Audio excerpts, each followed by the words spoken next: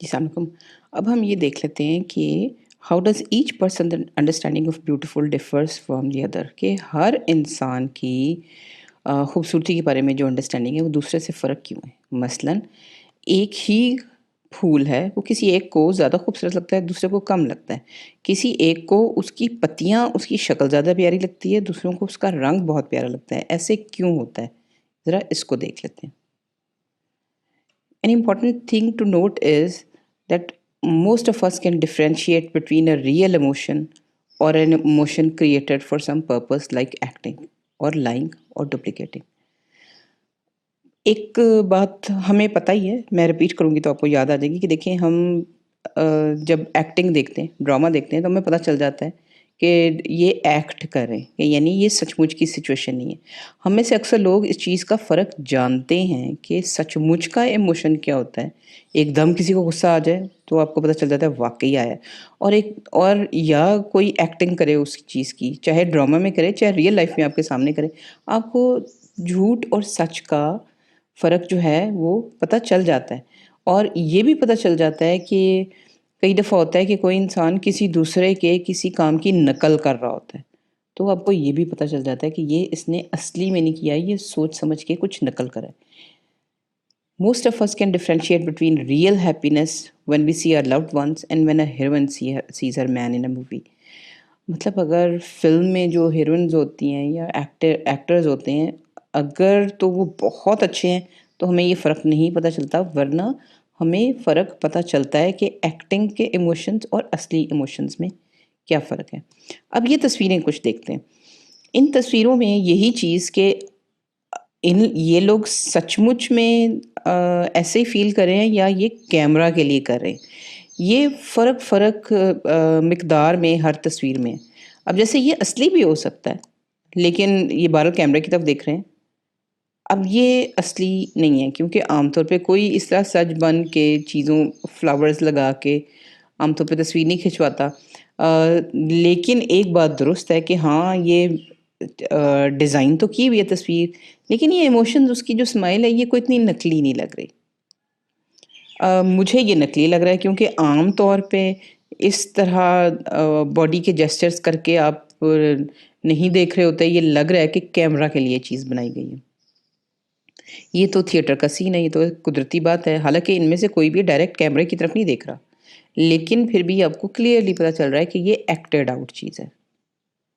ये किसी हद तक असली हो सकती है, क्योंकि एक तो ये कि ये कैमरे की तरफ भी नहीं देख रहे, दूसरा ये कि कैजुअल सी चीज़ है, कोई नाप-तोल के चीज़ नहीं रखी हुई। तो ये दोनों तरीके से हो सकती है कि हो सकता है कि कैमरा के लिए ही किया हो, एक कैजुअल तस्वीर, या सचमुच में भी किसी की तस्वीर हो सकती है। ये सचमुच की तस्वीर है। इसलिए कि बेशक शादी है, उनको पता है कि कैमरे के ऊपर सब कुछ कैप्चर किया जा रहा है, लेकिन शादी में कैमरा इतना ज़्यादा 3-4 घंटे आपके सर पे होता है कि एक टाइम पे आप आके उसको इग्नोर ही कर देते हो, कि आपको इस चीज़ की कोई परवाह नहीं रहती कि कैमरा आपका कौन-सा एंगल उठा रहा है या नहीं उठा रहा है। तो ये तस्वीर जो है ये असली है। ये इमोशंस, और ये जो भी इमोशंस बाकी लोगों के भी हैं, जो भी चीज़ें, जो भी मूवमेंट है, ये असली है। ये भी बिल्कुल असली है, क्योंकि इन ख़वातीन को शायद पता ही नहीं कि इनकी तस्वीर खींची जा रही है। यानी ये फ़र्क बताना हम लोगों के लिए काफ़ी आसान होता है कि कौन-सी चीज़ सचमुच में ऐसे हुई है, या कौन-सी चीज़ जो है वो जानबूझ के तस्वीर खींचने के लिए या कैमरा खींचने के लिए या किसी को दिखाने के लिए बनाई गई है। अब ये भी कैंडिड तस्वीर है, असली है। We can tell between real danger और a danger in a horror movie. मतलब हॉरर मूवीज़ का मसला यही है कि अगर उनकी एक्टिंग या उनकी चीज़ें असली आपको नहीं लगती, तो आपको वो हॉरर लगती ही नहीं, और हॉरर तभी लगती है जब आपको बिल्कुल यकीन आ जाए कि ये वाक़ई ऐसी चीज़ होती है।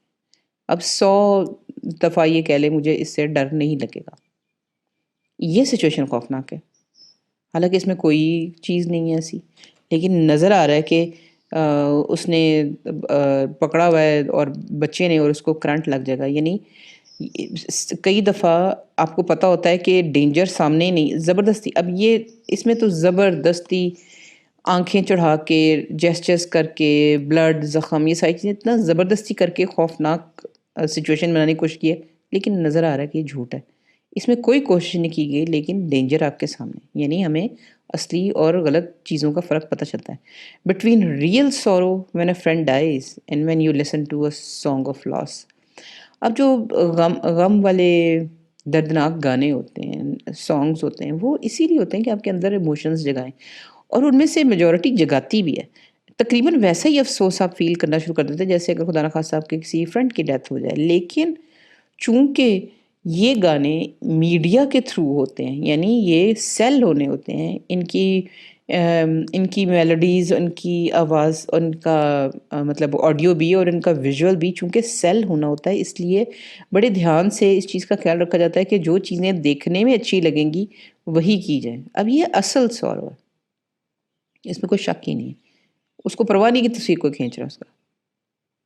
ये भी सैडनेस इतनी डीप है कि वो शो कर नहीं कर रहा आपको ज़बरदस्ती, लेकिन आप एक्सप्रेशन से, बॉडी से बता सकते हैं कि हाँ, डीप सैडनेस है।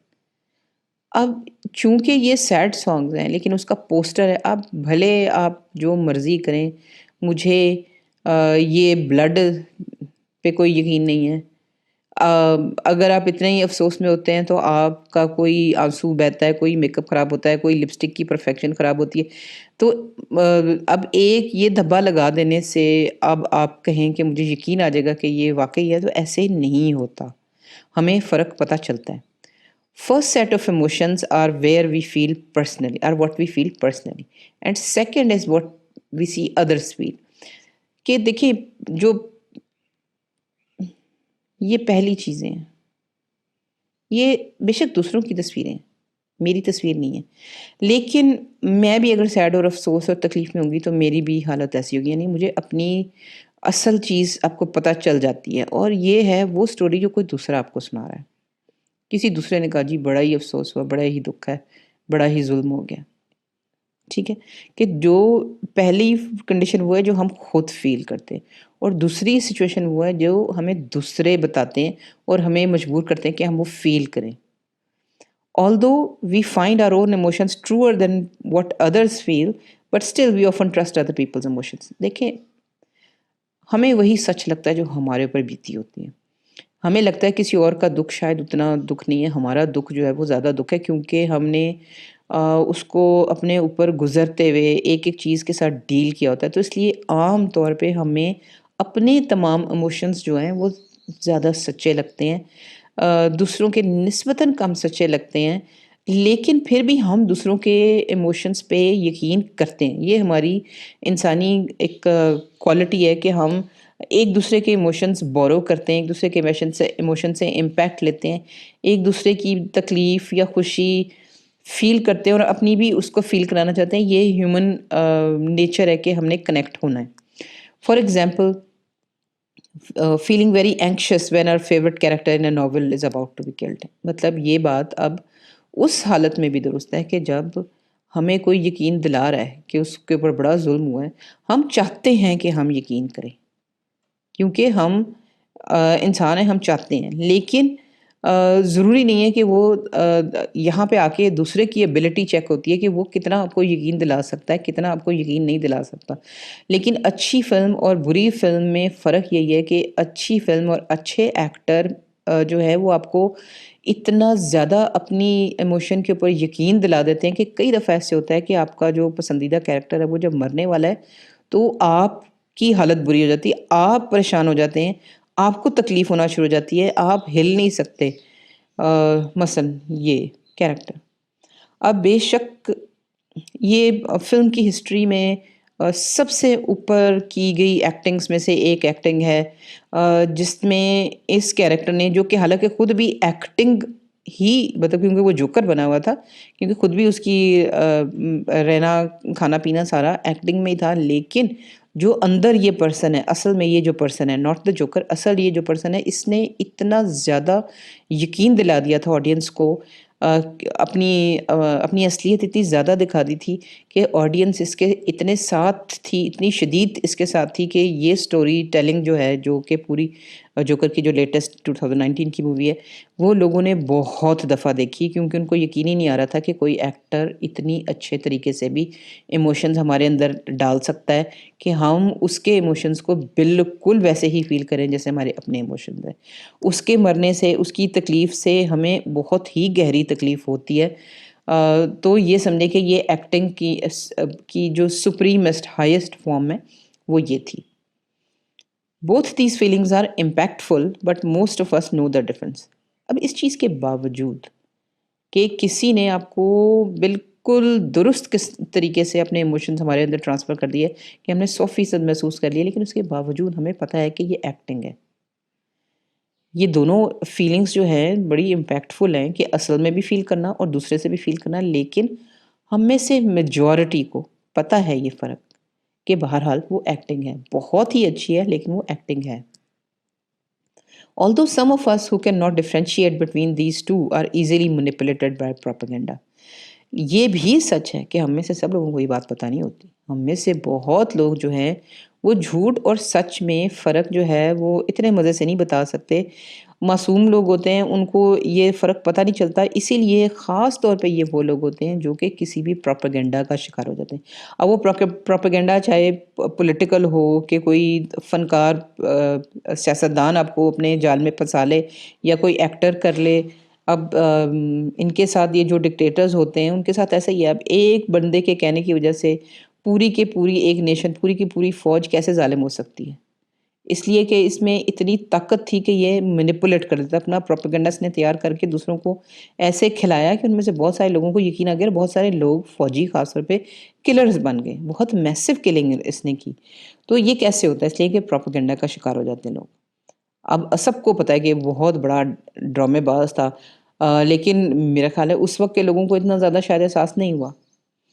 or easily think that a fashion fad is to be followed as real life rule or principle। बहुत से लोगों को ये भी बड़ी गलतफ़हमी होती है कि जो फ़ैशन है, जो फ़ैशन फ़ैड है, जो आपको फ़ैड का मतलब है नकल है, पता है आपको कि ड्रामा है, पता है झूठ है आपको, कि फ़ैशन के फ़ैड्स भी लोग ऐसे ही फ़ॉलो करते हैं जैसे असल ज़िंदगी के असूल फ़ॉलो करने होते हैं।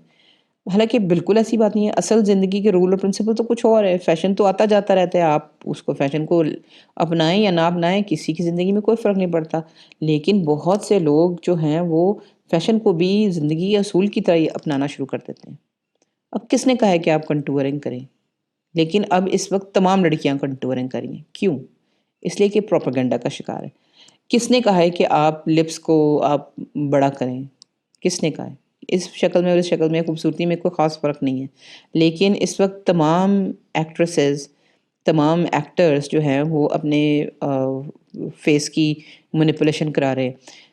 अगर तो आपको पसंद है तो वो कुछ और बात है, लेकिन जब बहुत ज़्यादा लोग एक ही फ़ैशन को फ़ॉलो करना शुरू कर दें तो आप क्लियरली कह सकते हैं कि वो एक प्रोपेगेंडा का शिकार हुए हैं और वो ये समझ रहे हैं कि ये करना ज़रूरी है। हालाँकि ज़रूरी नहीं है। कुछ लोग ये भी समझते हैं they truly trust that a beauty cream will make them lovely. ये ब्यूटी क्रीम आपको प्यारा बना देगी और आपको पता है कि इसी की बेस पे सारा बिज़नेस चल रहा है। Those of us who can tell these apart, हम में से वो लोग जिनको जो प्रोपेगेंडा का शिकार नहीं होते और उनको दोनों चीज़ों का फ़र्क पता है, we are able to appreciate and enjoy the beauty of acting, of music और poetry, of drama, of a drama story or film, of puppetry, of makeup, of realistic painting without thinking that it's real। हम में से जो clearly समझते हैं कि सच और झूठ में फ़र्क क्या है, हमारे साथ एक फ़ायदा होता है कि फिर हम उस झूठ को यानी उस एक्टिंग को या उस ड्रामा को या उस पोएट्री को, उस म्यूज़िक को, वो जो फ़िल्म है, अलग से जो पपेट्री है या मेकअप है, उसको हम उसी के तौर पे एन्जॉय करना शुरू कर देते हैं कि हम ये कहते हैं कि हाँ, बहुत ही ज़बरदस्त एक्टिंग की है। हमें एक लम्हे में भी शक नहीं होता कि वो असली है।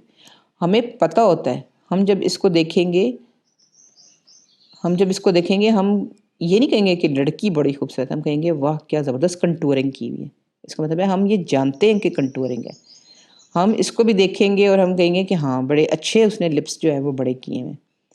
ये देखिए हम कहते हैं कि हाँ ठीक है, पहले भी वो बड़ी खूबसूरत थी लेकिन ठीक है उसने ये जॉब करवा के उसने अपनी शक्ल बेहतर कर ली। यानी हम इस झूठ की सच्चाई को मानते हैं। हमें पता है कि ये एनहांस्ड हैं लिप्स। हम कहते हैं हाँ चलो पहले भी बहुत खूबसूरत थी, अब भी बहुत अच्छी लग रही है, ठीक है फ़ाइन। यानी हम इसके धोखे में नहीं आते। हमें ये पता चलता है कि हाँ, जो एक्टेड चीज़ है, जो ड्रामा है, जो झूठ है या जो लेयर है, वो भी बड़ी अच्छी तरीके से अगर की हुई है तो आप उसी की तारीफ़ करें, उसी से खुश हों, उसको सच समझे बगैर। अब नहीं है भाई ये खून। अगर आप इस तरह की चीज़ आपने दिखानी थी, तो अगर आप सिर्फ़ इतनी-सी स्ट्रीक भी दिखा देते, ये ना भी दिखाते तो मुझे ज़्यादा यकीन आता। कई दफ़ा बैड एक्टिंग इस चीज़ लिहाज़ से भी होती है कि आप बहुत ज़्यादा ज़ोर लगा देते हैं, तो वो यकीन नहीं आता। लेकिन बहरहाल बहुत से लोग ड्रामों पे बहुत रोते हैं, बहुत हँसते हैं और बहुत से लोगों को फ़र्क नहीं पता चलता और ये नहीं पता चलता कि बहुत से एक्टर्स और आर्टिस्ट इतना सुपर रियलिस्टिक काम करते हैं जैसे अब ये है। ये बहुत बड़े साइज़ का स्केल है। अब ये पेंटिंग है इतनी रियल है कि उन लोगों को ये पता नहीं चलता कि कई दफ़ा जो दूसरी लेयर का भी काम है यानी जो नकल है, यानी जो एक्टिंग है, वो भी इतनी अच्छी की जा सकती है कि वो असल जैसी लगे। मुझे तो इसमें अगर ये कटा हुआ ना होता अगर किसी और तरीके से तस्वीर में दिखाया जाता तो मुझे बिल्कुल शक ना होता कि ये नकली है। लेकिन इसमें कमाल इस पर्सन का है, इस आर्टिस्ट का है जिसने इतना असली ये बनाया। In these man-made pieces of art, or rather human expression, we are appreciating the beauty of idea or incident. अब ये मैन मेड चीज़ें हमें पता है कि ये किसी ने बनाई है, हमें पता है कि ये एक्टिंग करे। इन सारी चीज़ों में हम जो हैं हम अप्रिशिएट करते हैं इस चीज़ को कि आइडिया कितना अच्छा था या उसको एक्ट कितना अच्छा किया गया। अब आपको पता है टाइटैनिक जो बनी थी, वो असल तो टाइटैनिक नहीं थी। लेकिन जो टाइटैनिक की मूवी में जो कुछ दिखाया गया है, हम उसको इसलिए देख के ज़्यादा खुश होते हैं कि किस कदर बड़ा सेट था, कितनी डिटेल्स का ख़्याल रखा गया था। असली वाक़ये को जो टाइटैनिक असली डूबी थी, असली वाक़ये की कितनी ज़बरदस्त नकल उन्होंने बनाई है कि आपको लगता ही नहीं, आपको यकीन आ जाता है, फ़िल्म देख के यकीन आ जाता है कि टाइटैनिक ऐसे ही डूबी होगी। But more than that we appreciate how well it was told to us by the actor painter और द आर्टिस्ट। वही बात कि हमें इस चीज़ की इस चीज़ की हम तारीफ़ करते हैं कि आर्टिस्ट ने कितना ज़बरदस्त वो पेंटिंग बनाई, पेंटर ने या स्कल्प्टर ने वो कितना ज़बरदस्त वो हेड बनाया और एक्टर्स ने कितनी ज़्यादा अच्छी एक्टिंग की या सेट डिज़ाइनर ने कितना अच्छा सेट बनाया कि हम उस काम को जो एक्टर पेंटर और आर्टिस्ट करता है उस काम को उसके असल जो वाक़या होता है यानी असल में टाइटैनिक डूबना उससे हम इन दोनों को अलग करते हैं कि हमें पता होता है कि असल में टाइटैनिक डूबा था जो 1927 में या शायद 1917 में डूबा था। हम उस वाक़ये से आज की फ़िल्म को अलग देखते हैं। हमें पता है कि आज की चीज़ क्या है। अब अगर हो सकता है कोई तीसरे लेवल की कोई टाइटैनिक फ़िल्म बने तो हमें ये भी पता होगा वो ज़्यादा असली होगी। और हमें फिर भी पता होगा कि हाँ, वो तीसरा वाक़या था, ये दूसरा वाक़या था और ओरिजिनल वाक़या जो था वो तो होके ख़त्म हो गया। एक्टिंग में भी ऐसे ही है कि जो स्टोरी है वो कुछ और है, जो स्टोरी थी जो असल वाक़या कहीं हो सकता है कई ड्रामे असल चीज़ पे बिलीव किए हुए, असल वाक़या कहीं हुआ, फिर राइटर ने लिखा, फिर एक्टर्स ने उसको एक्ट किया और फिर हमने देखा यानी ये 4 लेयर्स हो गई समझ की। We are more moved by the beauty or perfection of the artistic expression in acting, painting or music than the initial incident it sometimes replicates. वही बात कि कई दफ़ा असली कोई वाक़या सचमुच के वाक़ये पे कोई स्टोरी बयान की जाती है। बहुत सारी फ़िल्में हैं, वो असली वाक़यात पे बनती हैं। लेकिन कई दफ़ा होता है कि हम जो असली वाक़या चूँकि हमारी आँखों के सामने भी नहीं हुआ होता। लेकिन कई दफ़ा ऐसे होता है कि जिस तरीके से वो स्टोरी हमें सुनाई गई है, जिस तरीके से वो ड्रामा बना है, जिस तरीके से वो फ़िल्म बनी है, हमें उससे ज़्यादा इम्प्रेस हो जाते हैं असल वाक़ये से। हम कहते हैं हाँ, असल वाक़या तो हुआ ही था, यकीनन हुआ था, बहुत ही अच्छा, बहुत ही इंटरेस्टिंग था तो उस पे फ़िल्म बनी। लेकिन जिस तरीके से इन्होंने इसके ऊपर ये फ़िल्म बना दी है, तो मैं तो ये फ़िल्म को ही असल समझना चाहती हूँ कि मैं असल वाक़ये को पता ही नहीं करना चाहती। कई दफ़ा एक्टिंग इतनी ज़बरदस्त भी होती है। अब ये देखें, ये पेंटिंग है, ये असल से भी अच्छी लग रही है।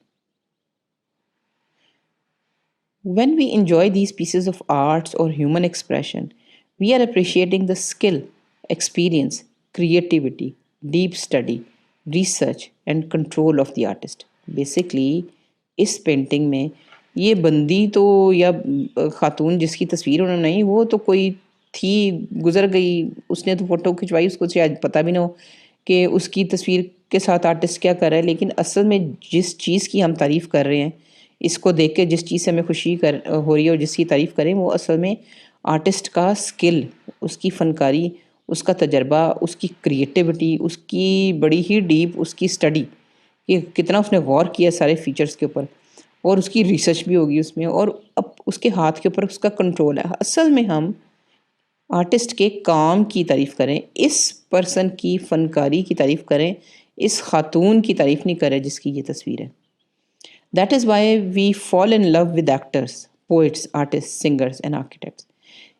अब चूँकि हमें पता है कि असल में इसमें फ़नकारी इस पर्सन की है, इसलिए इसीलिए यही होता है कि हमें एक्टर्स से और पोएट्स से लव हो जाता है, हम उनके फ़ैन बन जाते हैं, हम उनको फ़ॉलो करते हैं, क्योंकि हमें पता होता है कि जिस फ़नकारी से उसने एक काम किया है, वो अगले काम भी उसी फ़नकारी से करेगा, और हम असल में उस फ़नकारी की खूबसूरती को एन्जॉय करना चाहते हैं फ्यूचर में भी, और हम चाहते हैं कि जब भी वो इतना खूबसूरत काम आइंदा करे, तो हम उसको सबसे पहले उसको देखें। अब यहाँ देखें, ये एस्पेक्ट आ गया ब्यूटी का, कि आपको पता है कि असल असल जो ये पर्सन है उसकी भी एक ब्यूटी है। लेकिन इस वक़्त आप एप्रिशिएट उसकी ब्यूटी को नहीं कर रहे। इस वक़्त आप इस पर्सन की ब्यूटी को कर रहे हैं। अब ये देखें, ये भी वही आर्टिस्ट है। ये जो आर्टिस्ट है, इसी यही बहुत बड़े साइज़ के स्कल्पचर्स बनाता है, और इतने असली होते हैं कि आप उसके सामने से हिल ही नहीं सकते। आपको यकीन ही नहीं आता, और आपका दिमाग बहुत ज़्यादा अजीब तरीके से फ़ील करना शुरू कर देता है, क्योंकि असल में इस बच्चे को इतना छोटा होना चाहिए, इतना छोटा न्यूबॉर्न को, लेकिन ये उससे कोई 20 गुना बड़ा है। तो जब आप इतनी बड़ी चीज़ देखते हैं, कुदरत की बनी हुई चीज़ इतनी बड़े साइज़ में देखते हैं, तो व्यूअर जो है ना वो बहुत ही हिल जाता है। अब इस वक़्त व्यूअर इस बच्चे के बारे में नहीं सोच रहा। इस वक़्त व्यूअर उस आर्टिस्ट के बारे में ही सोच रहा है। उसी की मेहनत, उसी की खूबसूरती को, उसी के स्किल को एन्जॉय कर रहा है। ये देखें, ये वो आर्टिस्ट है, और ये इस साइज़ के स्कल्पचर बनाता है, और इतने असली होते हैं कि आपको समझ ही नहीं आती कि ये हुआ क्या आपके साथ। ये देखिए, ये भी उसी का स्कल्पचर है। ये भी ऐसे ही है। अब आप बता नहीं सकते कि ये असल में लाश है या कोई बंदा लेटा हुआ है या स्कल्पचर है। ये स्कल्पचर है। Since there are three layers of incident or expression involved, we all tend to focus on one more than the other two. अब ओरिजिनल क्वेश्चन हमारा क्या था? ओरिजिनल क्वेश्चन हमारा ये था कि क्यों ऐसे होता है कि हर इंसान को किसी भी चीज़ में फ़र्क-फ़र्क तरह की ब्यूटी नज़र आती है। इसलिए नज़र आती है क्योंकि इसमें असल में जो भी ड्रामा, फ़िल्म या आर्ट का पीस जो भी बन गया, या किसी ने शेर कह दिया, या किसी ने फ़िल्म बना दी, उसमें अब 3 लेयर्स ऑफ इंसिडेंट हुए हैं। यानी उसमें जो बात सुनाई गई है उसकी 3 लेयर्स हैं, जो कि तीनों लेयर्स इकट्ठी सैंडविच होके हमारे सामने आई हैं।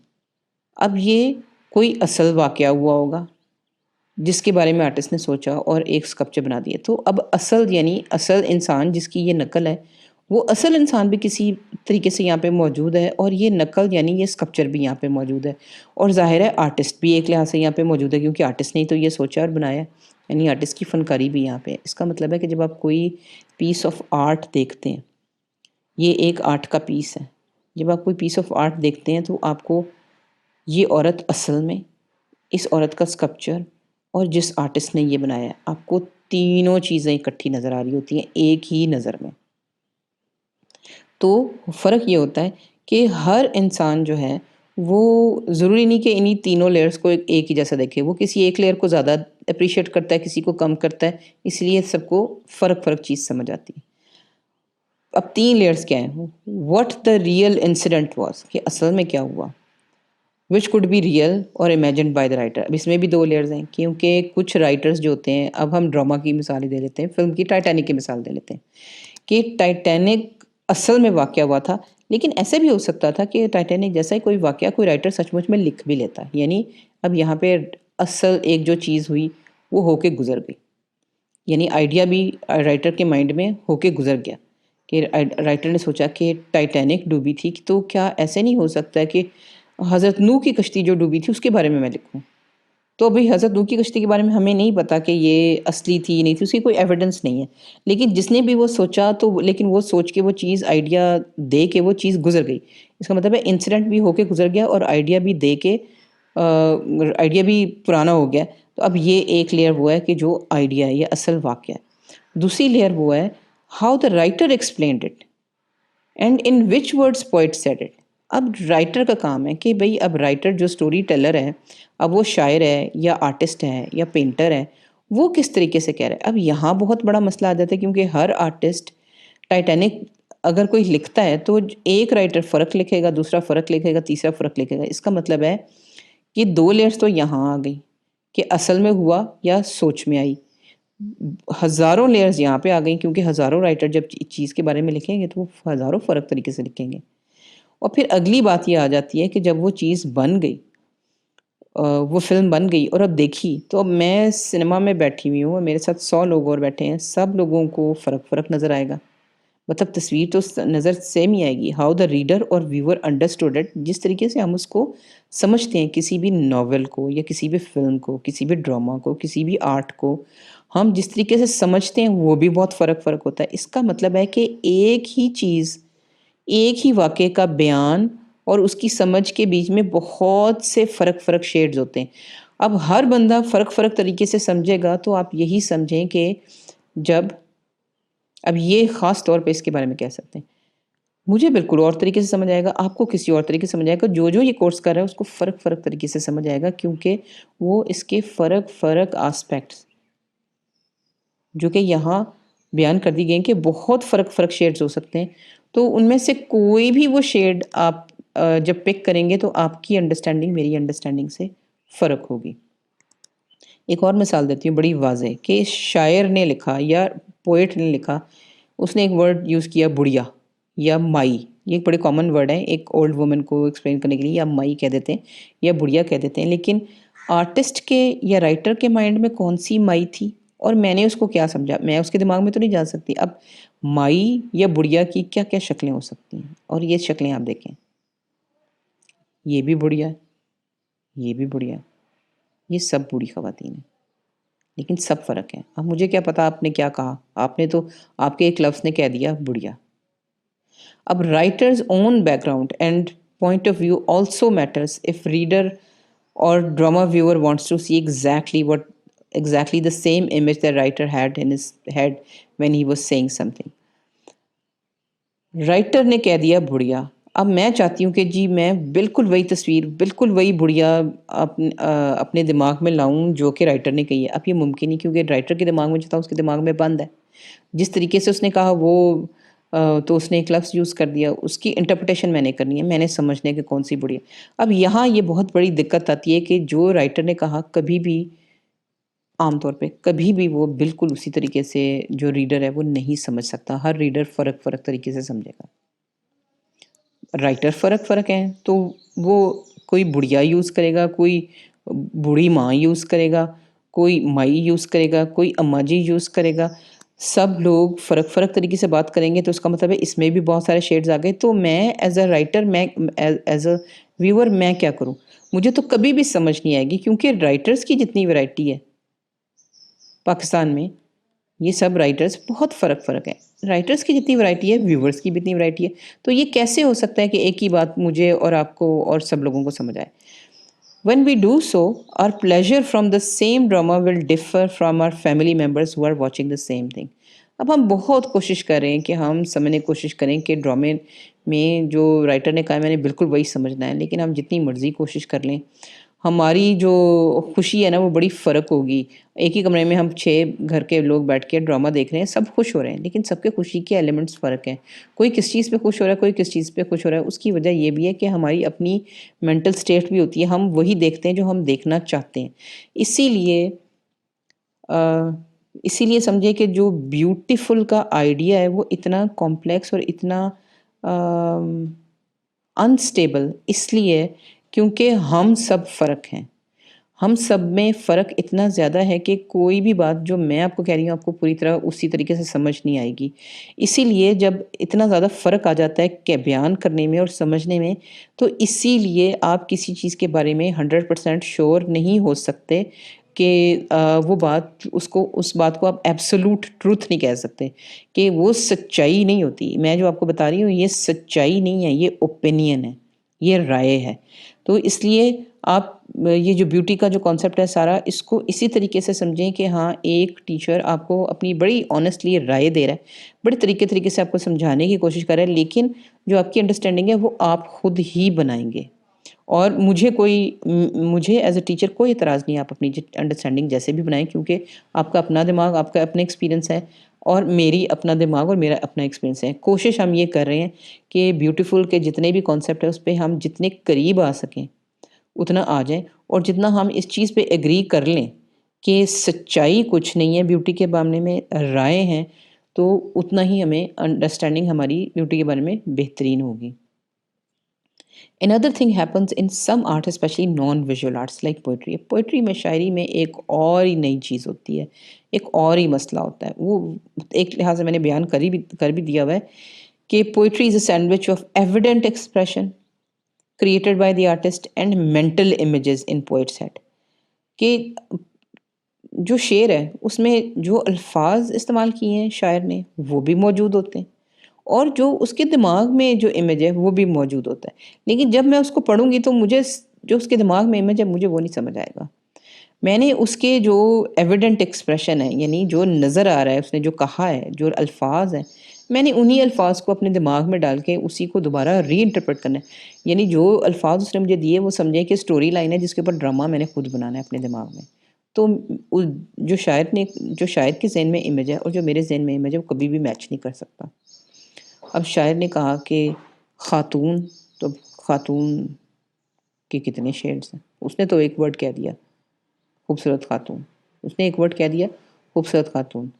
अब उसके ज़हन में क्या है मुझे क्या पता, मेरे ज़हन में क्या है उसको क्या पता। इसलिए हमारी इंटरप्रिटेशन ब्यूटीफुल की, खूबसूरत खातून की हमेशा बहुत फ़र्क होंगी। ये भी खूबसूरत है, ये भी खूबसूरत है। किसी ने कहा पत्ती, गुलाब की पत्ती या बर्ग, कोई भी ऐसा वर्ड यूज़ कर लिया। अब वो एक सिर्फ़ वर्ड है, ये भी पत्तियाँ हैं, ये भी पत्तियाँ हैं, ये सब भी पत्ती हैं। भाई कौन-सी पत्ती? मुझे क्या पता, आपने तो पत्ती कह दिया। ये भी पत्तियाँ, ये भी पत्तियाँ। When a reader reads a verse, जब कोई पढ़ने वाला कोई शेर पढ़ता है या जुमला पढ़ता है, तो it makes a different images readers mind. मेरे ज़हन में उसका इमेज बहुत फ़र्क बनेगा। In fact it may make very different images in each readers mind. बिल्कुल वही बात कि जितने लोग होंगे उतने ही फ़र्क इमेजेस बनेंगे, तो कभी भी किसी की इंटरप्रिटेशन ब्यूटीफुल की सेम नहीं हो सकती। सो two artists will express same emotion differently and two viewers listeners will feel it differently। दो लोग एक ही बात फ़र्क तरीके से कहेंगे और दो लोग एक ही बात फ़र्क तरीके से समझेंगे।